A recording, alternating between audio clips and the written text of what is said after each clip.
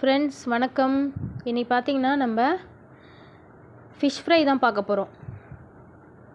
Fish fry பார்த்துடலாமா எப்படி செய்கிறதுன்னு? தேவையானது பார்த்திங்கன்னா நான் தனி மிளகாத்தூள் கொஞ்சம் எடுத்து வச்சுருக்கேன். ப்ளஸ் ஒரு பேஸ்ட் அரைச்சி வச்சுருக்கேன். அதில் பார்த்திங்கன்னா இஞ்சி பூண்டு கொஞ்சம் சோம்பு ஒரு அரை தக்காளி அரை வெங்காயம் போட்டு அரைச்சி எடுத்து வச்சுருக்கேன். ஃபஸ்ட்டு உப்பு தூவிட்டு நம்ம ஃபிஷ்ஷை நல்லா பிரட்டி எடுத்துக்கலாம். ஃபஸ்ட்டு எப்போவுமே உப்பு போட்டுட்டு நீங்கள் ஃபஸ்ட்டு பிரட்டி எடுத்தால் தான் அந்த உப்பு அதில் சாரும் நல்லா ஃபிஷ்ஷில். இது மாதிரி வெட்டி கீரி எடுத்துக்கோங்க. கீரி எடுத்திங்கன்னா சீக்கிரமாகவே உங்களுக்கு மசாலா உள்ளே ஸ்ப்ரெட் ஆகிடும். தனி மிளகாத்தூள் சேர்த்துக்கலாம்.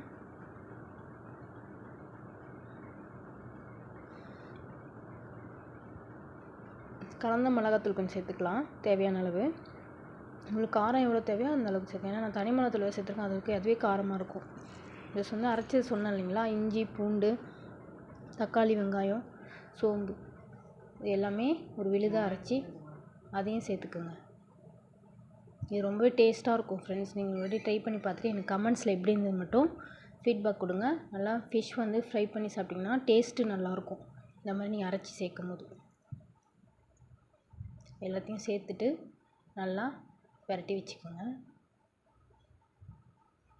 நீங்கள் குழந்தைங்களுக்கு கொடுக்குற மாரி இருந்தால் நீங்கள் கொஞ்சம் வேணால் இதில் கார்ன்ஃப்ளவர் வேணால் சேர்த்துக்கலாம். நான் இன்னொரு பொடி பீச் ஸ்டைலில் செய்கிற பொடி செஞ்சு காட்ட போகிறேன். அது மேலே தூவி கொடுத்தா கூட ரொம்பவே நல்லாயிருக்கும். ஊற வச்சு நம்ம ரெஃப்ரிஜிரேட்டர் பண்ணிடலாம். ஒரு 1/2 hour ஃப்ரிட்ஜில் வச்சு ஒரு 1/2 hour கழித்து எடுத்து வறுத்து எடுத்துக்கலாம்.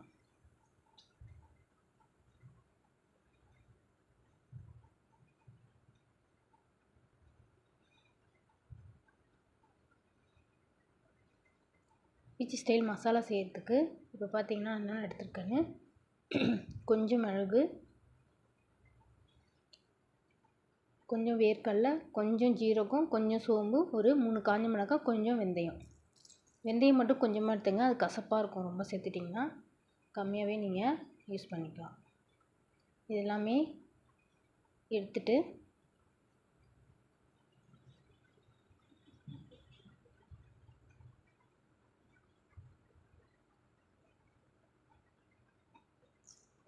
அடிஷ்னலாக பார்த்திங்கன்னா இதில் நீங்கள் கடலப்பருப்பும் உளுந்துமே நீங்கள் சேர்த்துக்கிட்டிங்க இன்னுமே உங்களுக்கு கிறிஸ்பினஸ் நல்லாயிருக்கும்.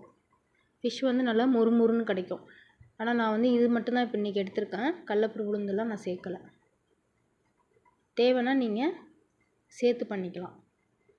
சேர்த்து எல்லாத்தையும் ட்ரை ரோஸ்ட் பண்ணிவிட்டு அரைச்சி எடுத்து